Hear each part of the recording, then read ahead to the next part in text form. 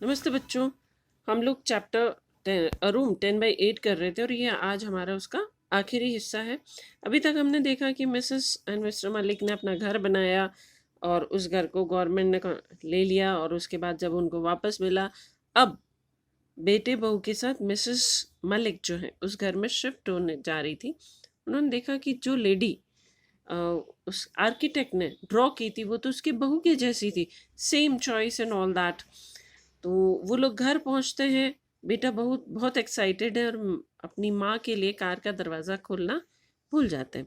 उसके बाद बेटे को याद आता है तो वो वापस दौड़ के आता है और माँ के लिए दरवाज़ा खोलता है।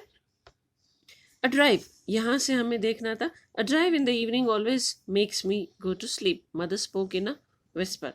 तो जैसे ही बेटा दरवाज़ा खोलता है, माँ कहती है कि शाम को जब भी हम ड्राइव के लिए जाते हैं मैं उनीदी हो जाती हूँ और मुझे नींद आने लगती है। Her daughter in law had also come out, और तब तक उसकी बहू भी आ चुकी थी। एवरी वन वॉज लाफिंग, और सब बहुत खुश थे। Mrs Malik's daughter in law was standing against the marble pillar on the veranda again. अब मिसेस मलिक ने देखा कि उसकी बहू फिर से उस वरामदे में जो मार्बल पिलर था वहीं खड़ी थी। She was trying to cover her hair with her maroon coloured sari, और बहू अपने बालों को मरूर साड़ी से कवर करने की कोशिश कर रही थी। वो बिल्कुल वैसी लग रही थी जैसे उस पोर्ट्रेट में आर्किटेक्ट ने स्केच किया था। I am not going to eat, I have no appetite, said Mrs Malik. Mrs Malik बोलती कि मैं खाना नहीं खाऊंगी, मुझे भूख नहीं है, एपिटाइट भूख। I would like to sleep, the servants had laid dinner on the table. तब तक सर्वेंट्स ने उन्होंने खाना डिनर टेबल पे लगा लिया था। फिर भी वो बोली मुझे भूख नहीं है, मैं सोना चाहूंगी।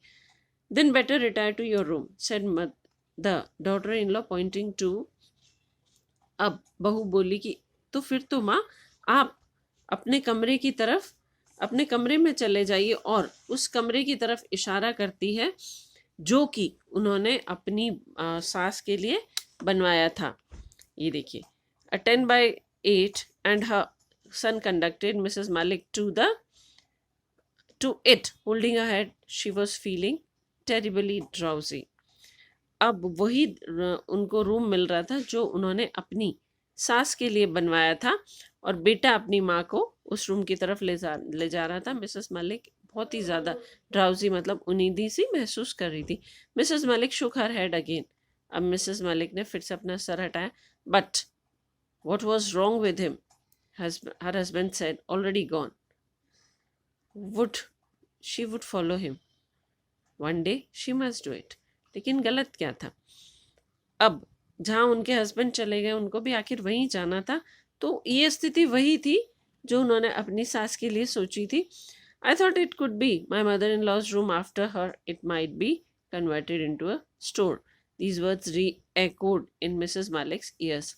अब वो शब्द जो उन्होंने आर्किटेक्ट से बोले थे वो उनके कानों में एको होने लगे कि वो रूम अभी मेरी मदर इन लॉ का रहेगा और उनकी मौत के बाद वो स्टोर रूम में कन्वर्ट हो जाएगा। And then she heard her daughter in law's comment, the house is otherwise very well plan, it lacks only a store room, I would like to have a big enough store.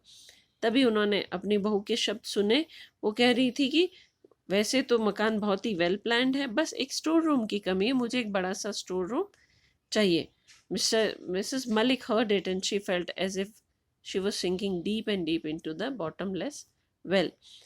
अब जैसे ही उन्होंने ये सब सुने उनको ऐसे लगा कि वो कहीं गर्त में, बहुत गहरे कुएं में गिरी जा रही थी। मतलब जो चीज़ उन्होंने अपनी सास के लिए सोची आज उनकी बहू वही उनके साथ कर रही थी।